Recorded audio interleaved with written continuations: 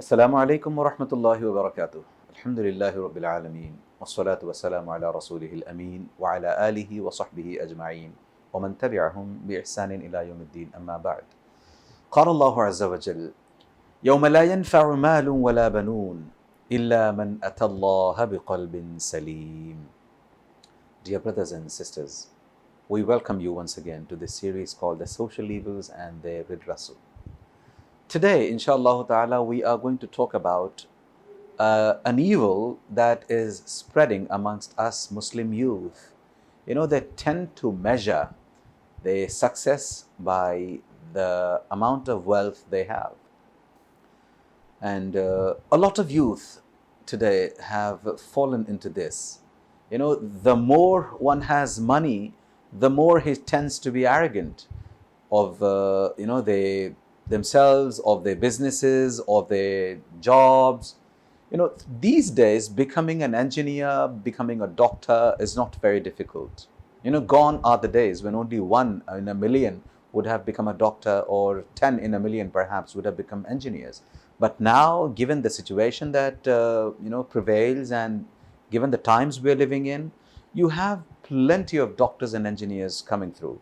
And, you know, most of these doctors and engineers, when they start making plenty of money, they think they have, conquered the whole world, and they don't really want to pay any attention to Islamic teachings at all. You know, they would have time to sit down at the end of the day watching news, or for that matter, watching any TV soap or a reality show, or, they don't mind going out on the weekends to play with their friends, or, travel outside, and they don't even mind gossiping.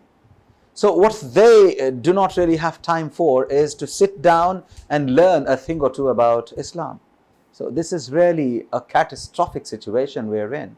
You know, a doctor, an engineer who makes, as much money as he would, or as much money as anyone would, he feels that he's, the top of, he's at the top of the whole world, and he tries to belittle you, and he doesn't really care. You know, he becomes that high-headed man, and it appears as though, this success has gotten to him, and he feels that only money is the factor that can, attract people, or that can attract people or get people closer to Allah Azza wa Jal. Whereas Allah Azza wa Jal says, "Inna Allah yu'ti ad-dunya man yuhib wa man la yuhib."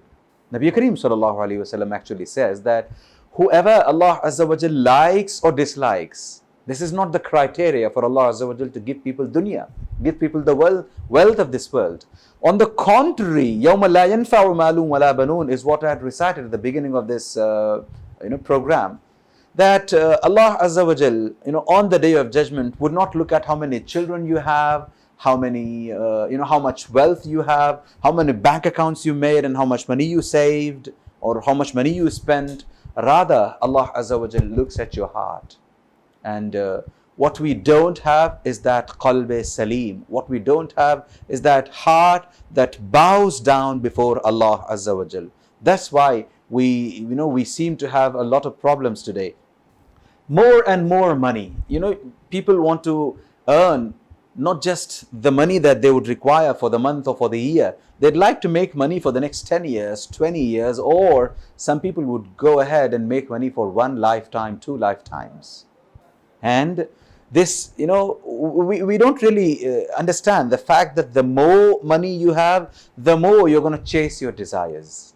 More likely that you're going to chase your desires if you have more money. A man who's, barely making his ends meet at the end of the month doesn't really have any desires to chase. And as opposed to that, if a man is really making plenty of money, making a bomb every month, then he would want to spend that money in chasing his desires. And while he is doing that, he doesn't quite realize that he's actually turning away from the path of truth, from haqq, from Sirat Mustaqim, from following the teachings of Allah Azza wa Jal. He does that. And in turn, when he is doing that, he may end up sinning and sinning and sinning. Whereas The Prophet ﷺ has categorically said in the hadith that I just recited, this hadith actually ends this way: فَكُونُوا مِنْ أَبْنَاءِ الْآخِرَةِ وَلَا تَكُونُوا مِنْ أَبْنَاءِ الدُّنْيَا وَكَمَا قَالَ النَّبِيُّ صلى الله عليه وسلم. Because if you continue to, chase your desires and make, a lot of moolah, a lot of money, look, we don't really want you to stop making money. As long as one is able to use money effectively for himself and for his family's provision, and if he is able to donate a lot of money in charity, if he is able to take care of, say, some institutions, Islamic institutions, then yes, we welcome such people, making money, because Islam doesn't really want you to be poor, because then you can't really serve Islam. But the other thing that I'm talking about is very contrary to what usually people do. People make money and do not really want to spend in the cause of Allah Azza wa Jal. They chase desires, and they don't, when it comes to them, ask them, why is it that they're making so much money? They say they'd like to make it for the family. Is Allah Azza wa Jal not sufficient for them to take care of them?